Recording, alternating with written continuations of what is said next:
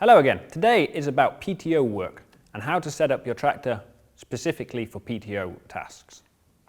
As you can see, the PTO menu is very simple.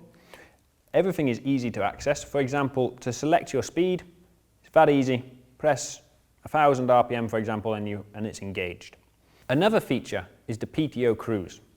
It is activated from here, and when it is activated, if you press the engine speed cruise button, then the tractor will automatically lift your engine RPMs to the required value to achieve the desired PTO speed.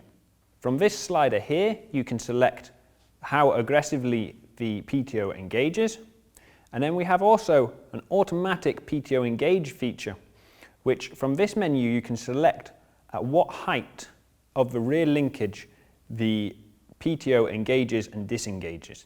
For example, if I was to press there number 4 and then number 6, from now on, if I was to activate auto PTO, when I drop the linkage down, it would activate at the set level and then deactivate when I was lifting the machine up. For example, mulching work, this would be very useful.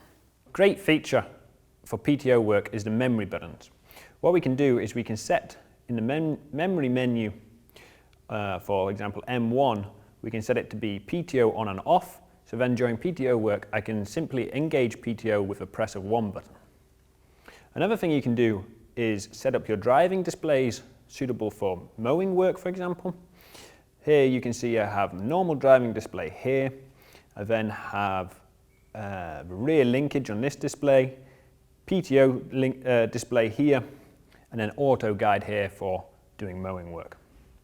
All these features together, saved into your profiles, mean that you can have a really easy day while mowing. Valtra, your working machine.